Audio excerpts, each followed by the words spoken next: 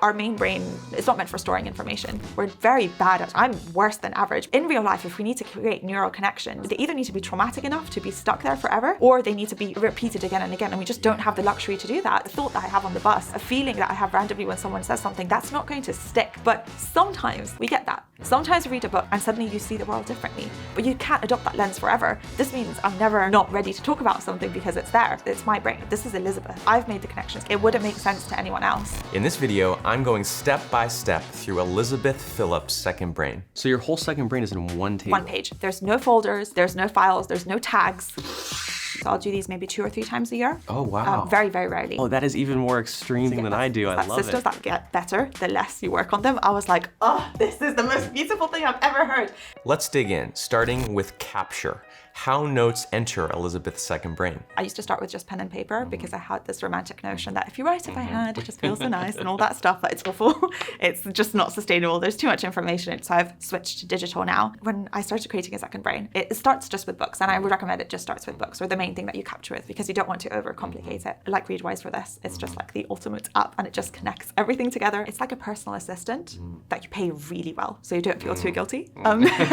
So every time that you see something interesting, but you're not in the mood, it's just there and it goes, oh no, it's fine, I'll sort that for you later. Yeah. And it just grabs it because it connects to all these apps that I mentioned. It's on my Twitter, on my Notion, on every book that I read, on my podcasts, on my audiobooks. Readwise just gets rid of anxiety, and then it all goes to Notion. My main one would probably be Kindle. I tend to read quite a lot of books on Kindle. It's easy, it's highlightable, I just can take notes on it. It's really, really good. Instapaper, an interesting app where you can use offline, which I quite like. So if I'm in the tube or I'm traveling somewhere, it's quite good. It's kind of like your own curated newspaper of sorts. Yeah. So if there's any online article, newsletters that I quite like, I just share it to Instapaper, and then it strips down all the images, and it just creates this really like clean, empty, just information thing, which I really, really like. I'm the same. I'm a hardcore Instapaper user as well. And then you can highlight there as well, the same way as in Kindle. I quite like Twitter. I've gotten into it this last year. I hated it before. You have to find the right little corner of nerds. Yes. And then it just like, it's an explosion of really cool book recommendations. I love my Twitter book recommendations. Apple Books I used to use in the past before I had a Kindle. Air I have here, I don't really like it. It's like a podcast capture thing. I listen to a lot of podcasts, and I still haven't optimized for podcasts and for audiobooks. Why do you feel the need to have different ways of capturing? It depends on the type of book. If it's a super information dense book that I know I will need to highlight a lot, I will not buy the audiobook because there's no point. I'll probably get a Kindle and then I'll highlight because I know that those will be saved automatically. I call books fluffy when there's like 20 examples for one thing, and this whole book should have been a tweet, and I'm like, oh, so frustrated, but it's kind of good anyway. Those type of books will definitely get the audiobook only, and then I'll write down as I'm listening the main notes that I want to take, and then in the middle I'll kind of get both of them together if I need to. I do something super similar. It's like there's a spectrum from, as you put it, like information dense to fluffiness. I know when I'm going on walks or driving, often I will purposefully listen to fluffy books. Yes. Right? Yeah, because absolutely. I'm just like, why fight the situation? Yes. Why like endanger my life by trying to like save bookmarks on the audiobook? You can choose not just the source, but the capture method based on basically your context. I think as you go further down the line, you realize, no, but I'm getting input from a lot more sources than just the things that I read. I use Apple Notes a lot. I just love this app. It's so simple, and that's all I need. All I need is something that opens on one tap, just has a piece of paper, and I just want to write things down. When things happen throughout my day, I love going to the National Gallery, for example, and there's so many paintings there. Every time I go, I'll see a painting and I'll have a different thought about it. There is one that I saw recently, the Enchanted Castle painting. It's just this girl sitting outside of her castle. It made it into a note, which then made it into a video for me. So this is kind of the process that it goes through. Cool, great example. Whenever I talk to people about second brains, they always treat it as words and information. Yes. Pictures are a really good thing to capture. That whenever I see a piece of art, it reminds me or makes me think of something, I'll connect it to something else. So I think art is a good thing to capture, and I want to start capturing music too. Especially classical pieces often make me feel something specific, and I'm like, oh, what is this? And then I'll connect that to something else. I'm starting to do that too. It's like, you can put yourself into different emotional states, which is incredibly powerful. When it comes to task management or life organization, I need to not overdo it with task management, but also I have to get some structure, otherwise it's utter chaos. The smallest reminder for something will just go a task in my calendar, and on the day I'll just be like, do this, do this, do this, do this, do that. So that's kind of where I put my, where I capture, I massively overschedule. Answering someone's text, thinking about a project, there'll be repeating tasks on my calendar. I'm also very comfortable with ignoring them. I'm not very rigid with these. As we talked, I realized that every part of Elizabeth's system is built so she never has to ask what to do next or how something will get captured. I accepted that I have a very poor memory, but that I'm a very passionate person. It's the pain of, oh, I had this really cool thought earlier. What was it? I have this so many times. That thing might come back to me 2 months later and I'm like, oh, I can't believe I almost lost this. Every time that I have an instinct of, oh, this is a cool thought, or, oh, what did that make you feel? Why specific? There's always a bigger story here. And that's the story I'll capture. Once Elizabeth captures everything she needs to, the Readwise app takes those ideas and sends them into Notion to be organized. When everything comes to Readwise, so it all ends up being in one page. And this is everything that we saw here. So all the tweets, all the highlights from different things will all come to Readwise in one space for me. This is the highlight that I took.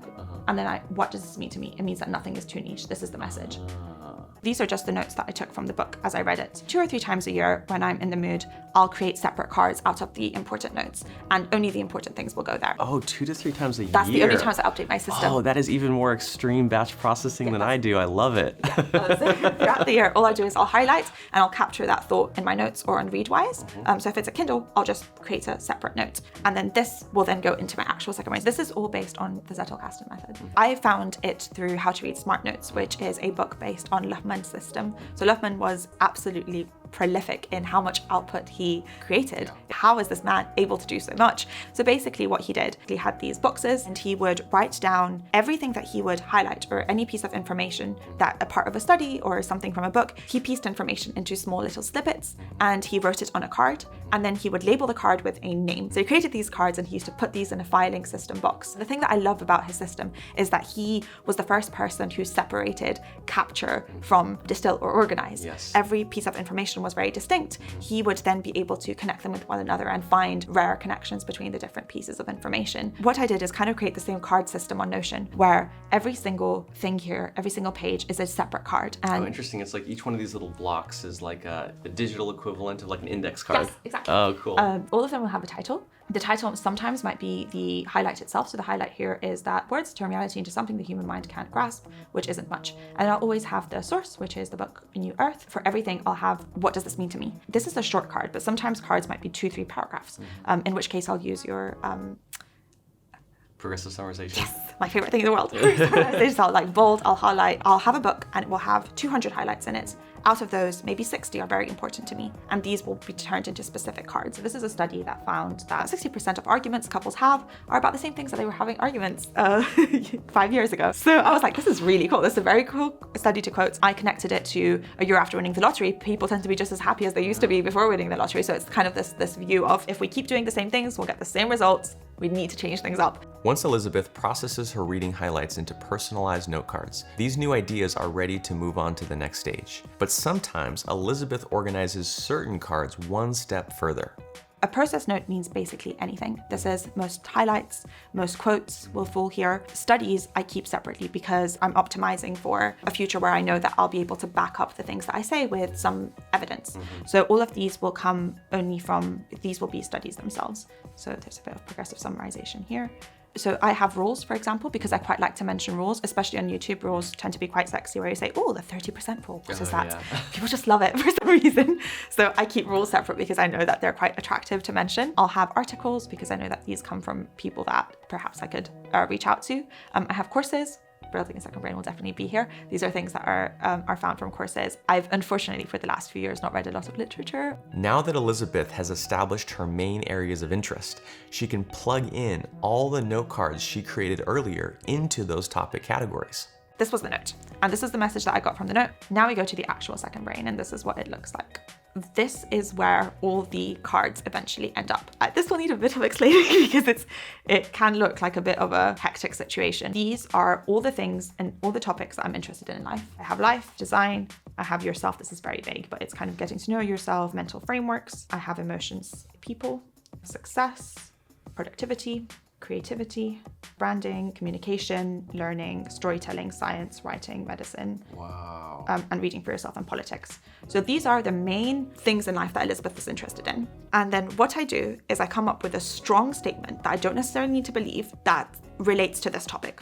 So for example, a straightforward life is depressing. This is a strong statement. I don't need to believe it. I can believe it to some extent, but I will prompt myself to make a strong statement on everything. You should live life like the ancient Greeks. You have different stages in your life. First, you go to war, and then you are a merchant, and then you're a philosopher, if you live long enough. You need to have something good that you do every day. Modern beauty is making us miserable. These are tabs that I open up in my mind. Beliefs that I want to contradict or beliefs that I want to have, but crucially need to be quite controversial because they need to spice things up in my mind. Everything here is one of the cards. So every one of these will be one of the cards that we saw from earlier from the musings. I'll separate information into 3 sources. So I have primary, secondary, and tertiary sources. But a primary source will be something that's very closely related to what we're saying. I didn't do any mental gymnastics here. We're both talking about productivity. A secondary source is something that's a bit less connected, where it's a bit more wild, the connection that we've made here, or it's a contradictory statement. It says the exact opposite to it. And a tertiary source is, I had to write down why I thought this was related because it has nothing to do with it. This is the super crazy connections. In my course, I call them the 3 C's. So there's connected, contradictory, and crazy. So that's the crazy note, which is no one else would realize why you've made this. And I need to explain, oh no, this is related to this thing. All the cards that I get will fall into these. And every card can fall into 10 or 20. So let's say we had the card now that couples fight a lot about the same things 5 years ago. In my mind, this has something to do with self-improvement and understanding yourself. It has something to do with connections with people. It has something to do with the way that you approach life. So I'll go here and I'll say, okay, this definitely has to do with life design. In my life design studies, I'll put in couples. There we go. So I'll add it here. And then I'll go, what else does this have to do with? It has to do with, we need breaks from ourselves. It's connected to that. So I'll add it here. And I'll basically do the same thing. I'll keep the card in mind and I'll scour my second brain. I'll go, it has to do with this, it has to do with this, it has to do with this, it has to do with this. So it creates this super random connections because I've primed my brain to think from the framework of couples fighting and approach note-taking or approach observing nature. And how would you connect these things with one another? It's like you're putting on a lens and then saying, what do I see? Exactly. But I like that it's the lens of the source, which you already encountered in the real world, already decided is interesting, already even formulated in a way that is inherently kind of spicy and catchy. And then next time that I approach something, next time that I want to make a video on how to find the perfect couple or how to have a happy relationship, because I can go to that card and I can see, oh, I also connected this earlier. And then I can make these crazy connections and it comes up with something creative or cool to talk about. So your whole second brain is in one table. One page. There's no folders, there's no files, there's no tags. Yes, if something goes in a folder for me, I'll never find it again. This was the only thing that I couldn't adopt from building a second brain. I'm so sorry because it's utter blasphemy. It's okay. The power method. This is like, I just need everything in one place. What I also like about this is your main categories in that leftmost column is kind of similar to how I think about 12 favorite problems. Yes. It's like the recurring long-term interests, right? Yes. But you've used such sort of long-term open-ended like interests or questions as the core organizing principle of your second brain. So say more about this numbering system. This is something I've always been curious about with translating Zettelkasten to digital. On paper, index cards, these are the core way that you identify notes, but what value does that give in digital where you can always just like link to a note? So for example, if I want to talk, let's say I want to make a video on why being incompetent is a good thing. Incompetence guarantees flow. This is the statement.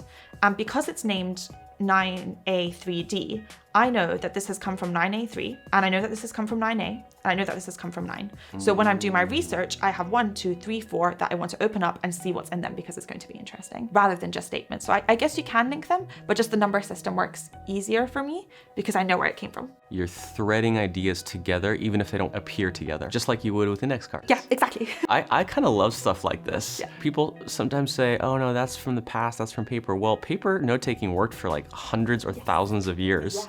And so most, if not all of my techniques that I teach also apply to paper note-taking. Highlighting, folders, 12 favorite problems. I kind of like that callback to the past. Yes, absolutely. It just makes it more portable and like easier to access because it's digital, but it is very much based on that card system. Elizabeth is the gardener note-taking style. Gardeners are obsessed with using digital notes to discover and develop their unique ideas over time.